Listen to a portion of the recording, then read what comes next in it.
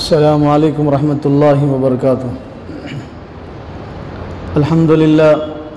अल्हम्दुलिल्लाहि वहदा वस्सलातु वस्सलामु अला मन ला नबिय्य बअदा।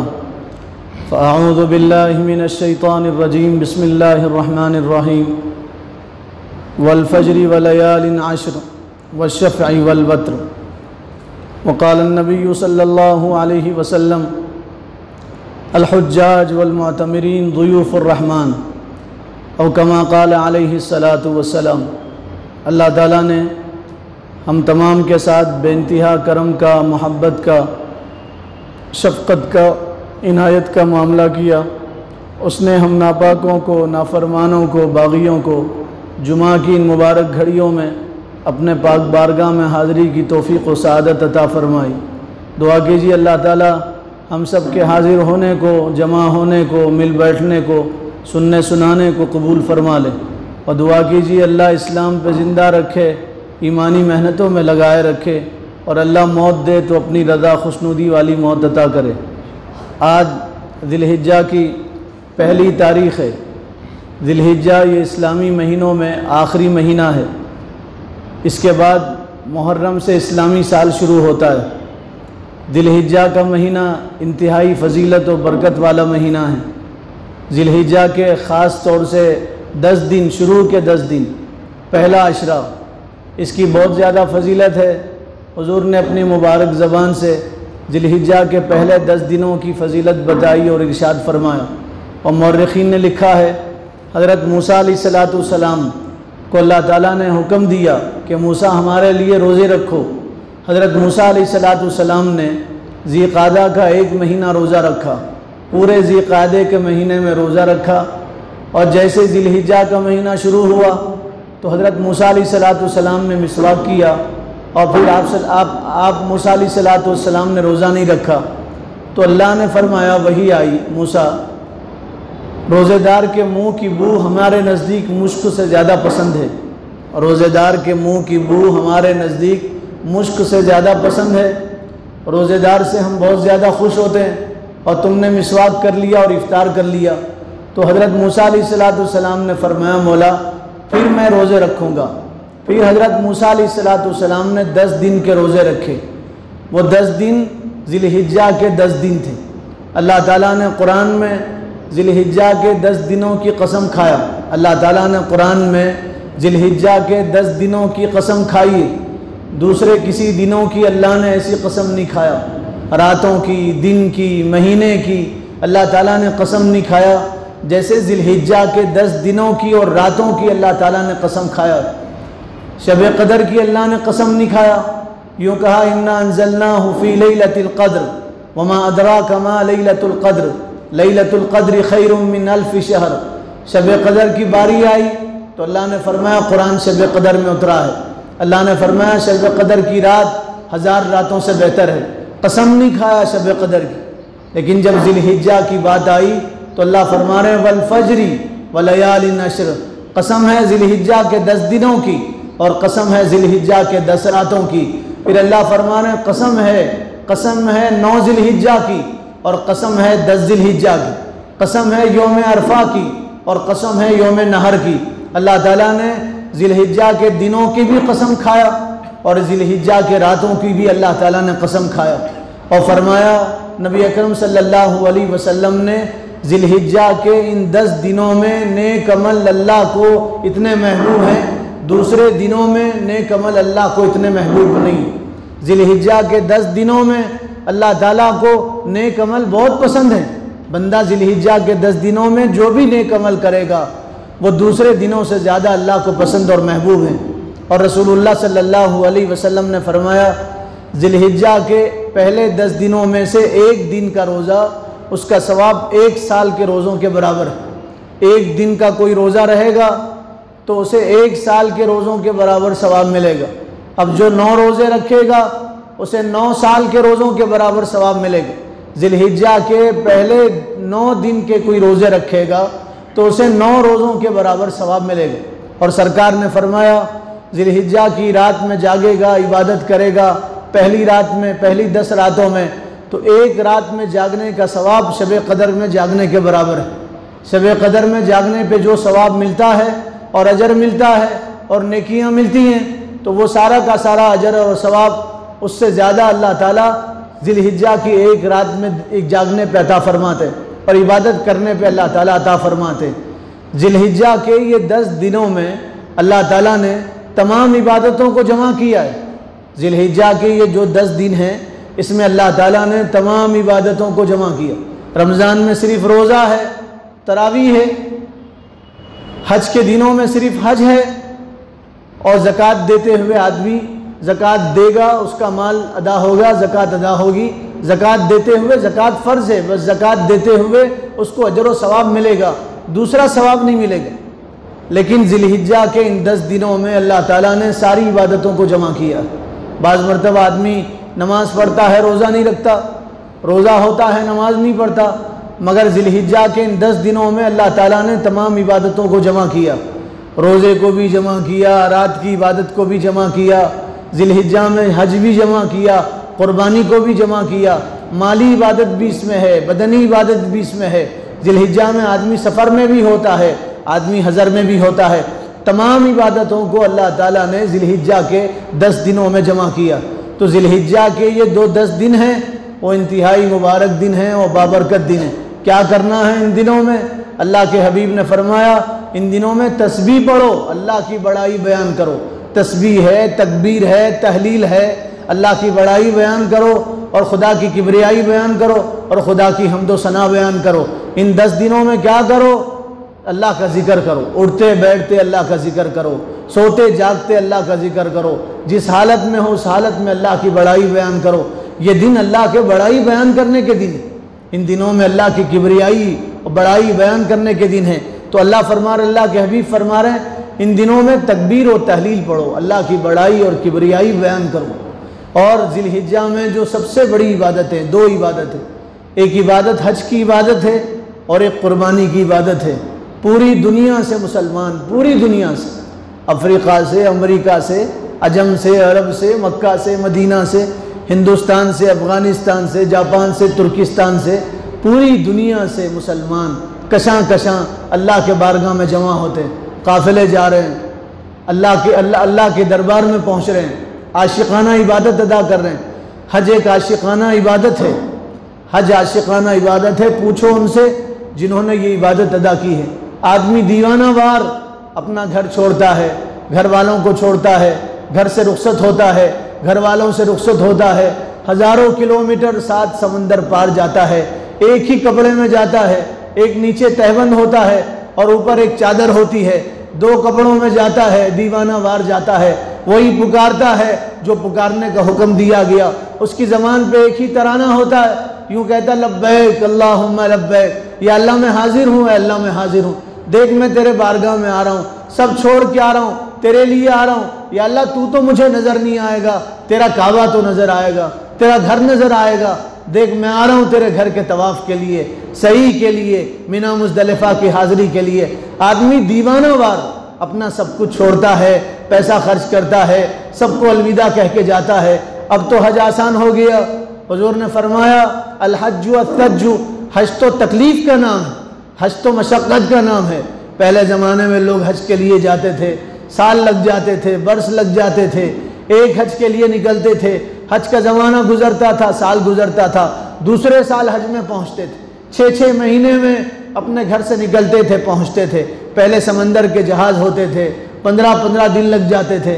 आदमी 15 दिन समंदर में होता था, ऊपर आसमान होता था, नीचे पानी होता था, कुछ नहीं होता था। ऊपर देखे तो आसमान, नीचे पानी, 2 ही नज़ारे नज़र आते थे, इसके अलावा कोई चीज़ उनको नज़र नहीं आती थी। और कितने लोग मर जाते थे और शहीद हो जाते थे और हज के लिए जाते थे, वापस नहीं आते थे, अल्लाह को प्यारे होते थे। इसलिए हुजूर ने फरमाया कोई आदमी हज के एहराम बांधे और हज के लिए निकले और उसकी वफ़ात हो गई और वो शहीद हो गया, तो उसको बग़ैर गुस्ल किए हुए एहराम की हालत में दफन करो। हुजूर ने फरमाया हज के लिए आदमी निकले और उसी हालत में उसका इंतकाल हो गया, तो उसको बग़ैर गुस्ल किए हुए दफन करो, वो अपनी कब्र से लब्बैक पढ़ते हुए बाहर आएगा। एक मरतबा रसूलुल्लाह हज में थे, हज्जतुल विदा में, अरफात के मैदान में, एक सहाबी सवारी से नीचे गिरे, शहीद हुए। हुजूर ने फरमाया इनको गुस्ल मत दो, इनको एहराम में दफनाओ और कफनाओ। उनको एहराम में दफनाया और कफनाया गया। रसूलुल्लाह ने फरमाया ये सहाबी हशर के मैदान में लब्बैक कहते हुए अपनी कब्र से निकलेंगे।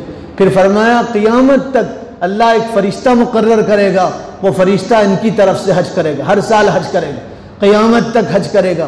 क़ियामत कब आएगी अल्लाह के अलावा कोई नहीं जानता। कितने हज़ार साल वो फ़रिश्ता उनकी तरफ से हज करेगा और पूरा सवाब उस हाजी को मिलेगा।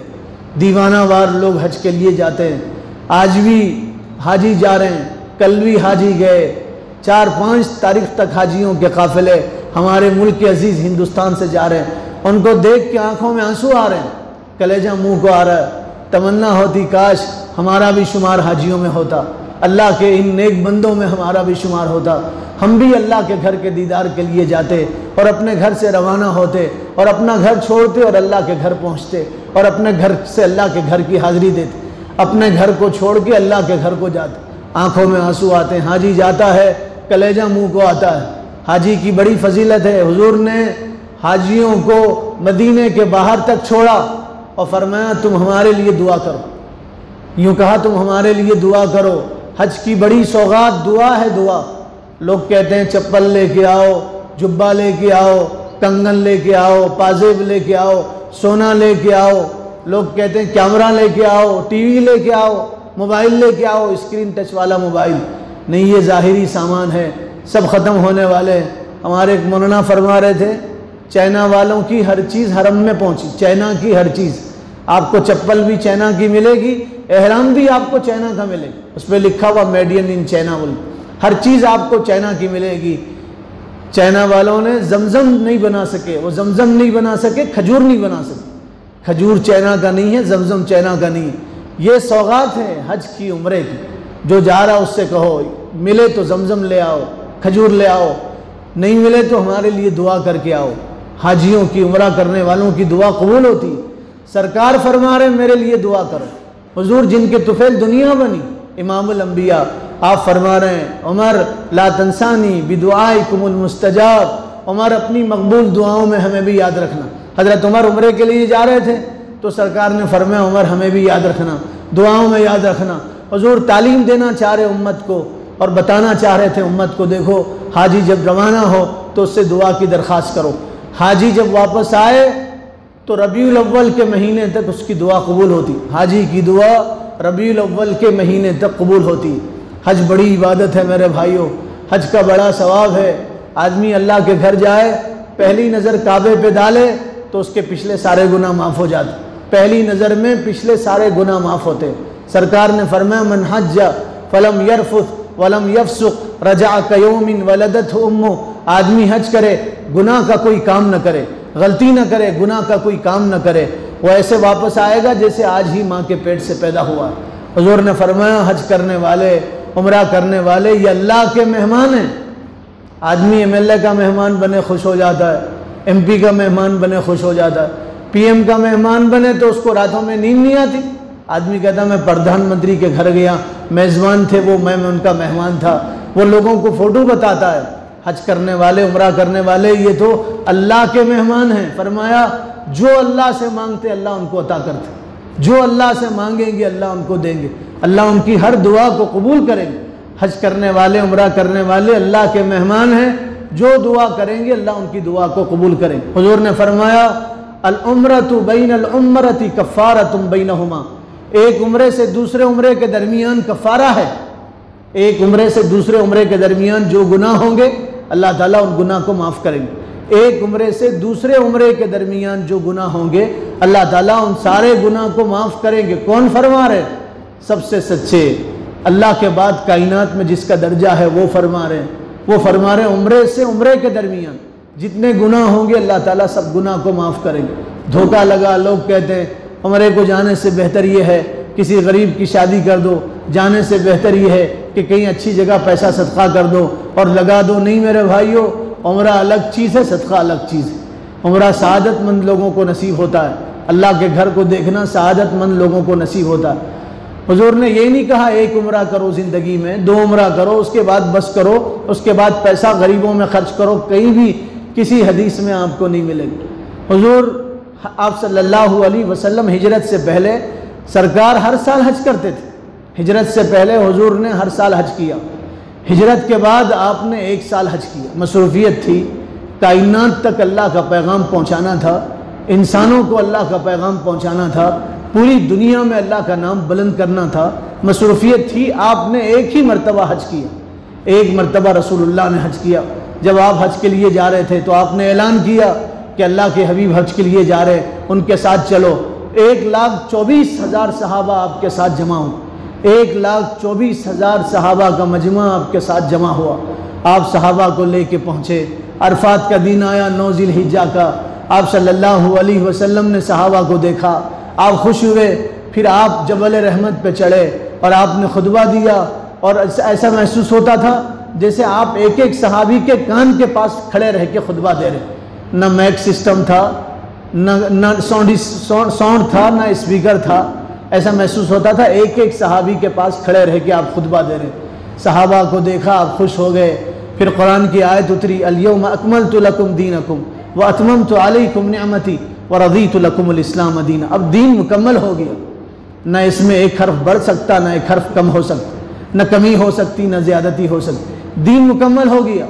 अल्लाह दीन इस्लाम वालों से राज़ी होंगे, दूसरे दीन वालों से अल्लाह राज़ी नहीं होंगे।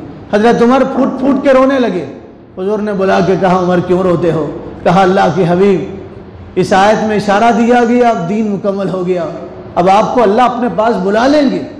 अब वही नहीं आएगी, अब जिब्राइल नहीं आएंगे, अब वही की बरकतों से उम्मत महरूम हो जाएगी।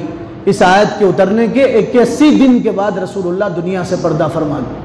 81 डेज़ के बाद, 81 दिन के बाद रसूलुल्लाह दुनिया से पर्दा फरमा गए। इस आयत के उतरने के 81 दिन के बाद आप अल्लाह को प्यारे हो गए। हुजूर ने 1 हज किया, 4 उम्रे रसूलुल्लाह ने किए। हज़रत उमर हर साल हज करते थे। इमाम हसन हुसैन के बारे में लिखा है, उन्होंने 50 से ज़्यादा हज किए अपनी ज़िंदगी में। हज़रत अली के बारे में लिखा है, 22 मरतबा उन्होंने अपनी ज़िंदगी में हज किया। हज़रत अली रज़ी अल्लाह तआला अन्हु ने। हज करना बड़ी सआदत की बात है।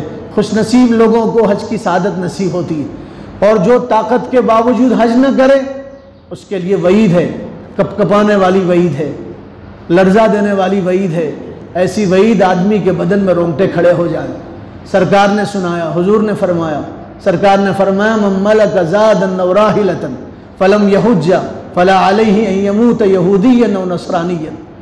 अरबी आती आपको तो आपकी आंखों में आंसू आते। हुजूर फरमा रहे, रहमतुल लिल आलमीन, माँ से ज़्यादा शफीक नबी, बाप से ज़्यादा मेहरबान नबी, रऊफ़ रहीम नबी फरमा रहे, मन मलक ज़ादन औ राहिलतन, किसी आदमी के पास हज का खर्चा हो, सवारी का इंतज़ाम हो, ज़ादे राह उसके पास हो, हज करने की ताकत हो, इस्तिताअत उसके पास हो, कितना पैसा उसके पास हो, हिंदुस्तान से हज करके वापस आने तक का पैसा उसके पास हो, यूँ समझिए 5 लाख 5.5 लाख रुपए उसके पास हो। 40 दिन का पैकेज होता है, 40-38 दिन का पैकेज होता है, 5,40,000 भरना पड़ता है। आप जाके वापस आने तक 5.5 लाख रुपए खर्च होंगे आपके हलोयाल पे, और आप पे 5.5 लाख रुपए खर्च होंगे। 5.5 लाख रुपए किसी के पास है, 5.5 लाख रुपए की जायदाद किसी के पास, 5.5 लाख रुपए की प्रॉपर्टी किसी के पास, 5.5 लाख रुपए जिसके बैंक में जमा है, 5.5 लाख रुपए का सोना किसी के पास है, और वो हज न करे। आदमी कहता है बेटी की शादी होंगे हज करेंगे, घर बनेगा तो हज करेंगे। अरे आप हज तो करो, अल्लाह उसकी बरकत से आपकी बेटी की शादी आसान करेंगे। आप हज तो करो, अल्लाह आपका घर बना देंगे। हज करने वाले को अल्लाह गरीब नहीं बनाते, भीख मंगा नहीं बनाते। कभी आपने नहीं देखा कोई हाजी भीख मांग रहा हो, अल्लाह ताला मालदार बनाते हैं। उलमा ने लिखा है 2 चीज़ों से ज़िंदगी में बरकत आती है, शादी से ज़िंदगी में बरकत आती है, और दूसरा हज करने से ज़िंदगी में बरकत आती है। हज करने वाला कभी भीख नहीं मांगता, हज करने से ज़िंदगियों में बरकत आती। लोग कहते हैं बाद में हज करेंगे, फरीज़ा है, पहले हम बेटी की शादी करेंगे, ये भी बड़ा हज है बेटी की शादी करना, बहन की शादी करना। अगर अल्लाह ने आपको दौलत दिया, 5.5 लाख रुपए का माल आपके पास है, मिल्कियत है, तो हज करें। अगर हज नहीं करेंगे तो हुजूर ने फरमा फला अलैहि अन यमूत यहूदिय्यन औ नसरानिय्यन, कोई परवाह नहीं वो यहूदी बन के मरे या नसरानी बन के मरे। हज नहीं करने वाला यहूदी बन के मरे या नसरानी बन के मरे, अल्लाह को कोई परवाह नहीं, अल्लाह के रसूल को कोई परवाह नहीं। इस हदीस की तफसीर में उलमा ने लिखा है इस्तिताअत के बावजूद कोई आदमी हज न करे, जैसे इस साल हज फ़र्ज हुआ इसी साल करना है, ताख़ीर नहीं करना। नमाज जब फ़र्ज होगी आप नमाज पढ़ेंगे, लेट थोड़ी नमाज पढ़ेंगे। ज़ोहर की अजान हुई, नमाज फ़र्ज हो गई आपके ऊपर, वक्त हो गया ज़ोहर का वक्त हो गया, ज़ोहर की नमाज फ़र्ज होगी। ज़ोहर की नमाज जब पढ़ेंगे जब सवाब मिलेगा, नहीं पढ़ेंगे गुनाह होगा। ऐसे हज जब फ़र्ज हो गया उसी वक्त हज करना है, नहीं करेंगे यहूदी बन के मरे या नसरानी बन के मरे। उलमा ने लिखा है जो आदमी इस्तिताअत के बावजूद हज नहीं करेगा, मरते हुए उसे कलमा नसीब नहीं होगा, यहूदी बन के मरेगा या नसरानी बन के मरेगा। कुरान क्या कह रहा है? अल्लाह फरमा रहे हैं वलिल्लाहि अलन्नासी हिज्जुल बैति मन इस्तता इलैहि सबीला। अल्लाह फरमा रहे हैं जो अल्लाह के घर तक पहुँचने का जिसके पास सामान हो और अल्लाह के घर तक पहुँचने की इस्तिताअत हो, वो अगर हज न करे फमन कफरा फ़इन्नल्लाह गनियुन अनिल आलमीन। सुनो, जो हज न करे वो काफिर हैं, ऐसे काफिरों से अल्लाह बेनियाज। ताकत के बावजूद जो हज न करे, अल्लाह फरमा रहे हैं ऐसे लोग काफिर हैं, काफिरों से अल्लाह बेनियाज। हज बड़ी इबादत है जो ज़िलहिज्जा के दिनों में अदा की जाती। तारीख़ पढ़ो, वक्त नहीं है मेरे भाइयों। बाज़ लोगों ने कैसे हज किए। मुग़ीरा बिन हकीम बहुत बड़े बुज़ुर्ग गुजरे हैं, यमन से निकलते थे, सना यमन का एक शहर है, यमन से पैदल निकलते थे हज के लिए, सवारी नहीं होती थी, पैदल निकलते थे और रात होती थी तो रोज़ाना रात में नमाज़ पढ़ते थे और नमाज में 10 पारे कुरान के ख़त्म करते थे। रोज़ाना नमाज में 10 पारे। सोचते थे मैं चाहूँ तो दिन में भी पढ़ सकता हूँ, मैं चाहूँ तो बग़ैर नमाज के भी पढ़ सकता हूँ, लेकिन कितना अच्छा हो मैं नमाज में 10 पारे ख़त्म करूँ। तो नमाज में 10 पारे ख़त्म करते थे रोज़ाना। अब अंदाज़ा लगाओ, पैदल हज कर रहे हैं, रात में 10 पारे ख़त्म कर रहे हैं, 3 दिन में कुरान ख़त्म कर रहे हैं। हकीम इब्न हिज़ाम सहाबी हैं, हर हज के लिए जाते तो 100 जानवर साथ में ले जाते, 100 जानवर हज के लिए साथ ले जाते और 100 ग़ुलाम साथ ले जाते। जब हज का दिन आता, यौमुन नहर का दिन, जिस दिन जानवर कुर्बान करना होता, तो 100 जानवरों को अपने हाथ से कुर्बान करते और यूँ कहते परवरदिगार मैंने ये कुर्बानी तेरे लिए किया है, तेरा हुक्म था इसलिए किया, अगर तेरा हुक्म न होता तो मैं इन जानवरों के गले पे छुरी नहीं फेरता। या अल्लाह ये टूटी फूटी कुर्बानी है, इसको कबूल फरमा ले। और फिर 100 ग़ुलामों को आज़ाद कर देते और जब ग़ुलाम आज़ाद होते तो रो के यूँ कहते या अल्लाह ये ग़ुलाम तो मेरी मिल्कियत थे और मैं इनका मालिक था ज़ाहिरी एतबार से, और ये ग़ुलाम मेरे ग़ुलाम थे, नौकर चाकर थे, मैंने इनको अपनी ग़ुलामी से मैंने इनको ग़ुलामी से आज़ाद किया है और मैंने इनको आज़ाद करके इनके नफ्स को इनके हवाले कर दिया है। और यूँ कहते परवरदिगार मैं भी तेरा ग़ुलाम हूँ, मैं तेरा बंदा, तेरा ग़ुलाम हूँ, तू भी मुझे आज़ाद फरमा, जहन्नम से आज़ाद फरमा, अज़ाब से आज़ाद फरमा। यौम नहर के दिन 100 ग़ुलामों को आज़ाद करके दुआ करते। अब्दुल्ला इब्न मुबारक हज के लिए जाते, जमज़म के कुएँ पर पहुँचते, जमज़म पीते और यूँ कहते परवरदिगार तेरे हबीब ने फरमाया जमज़म जिस मकसद के लिए पिएंगे तू उस मकसद में कामयाबी अता करेगा। यूँ कहते परवरदिगार मैंने जमज़म पी के दुनिया की प्यास बुझाया, बदन की प्यास बुझाया है, या अल्लाह इस जमज़म से आखिरत की प्यास बुझा ले, हशर के मैदान की प्यास बुझा ले। तो लोगों ने ऐसे हज किया। बुज़ुर्ग के बारे में फरमा हज के लिए जाते तो 1-2 कदम चलते 2 रकात नमाज अदा करते, फिर 2 कदम चलते 2 रकात नमाज अदा करते। पूरा हज उन्होंने सजदे से किया, सजदे से पूरा हज अदा किया। ऐसे लोगों ने हज किया। आज तो लोगों के पास सब कुछ है, हज नहीं करते। बड़ी वईद है। ये ज़िलहिज्जा के दिन बहुत मुबारक दिन है, रोज़े रखने के, रात में इबादत करने के दिन है, और फिर ये ज़िलहिज्जा के दिन अल्लाह की बड़ाई बयान करने के और तकबीर और तहरील के दिन है। दुआ करे अल्लाह ताला अमल की तौफीक अता फरमा दे। वमा अलैना इल्लल बलाग।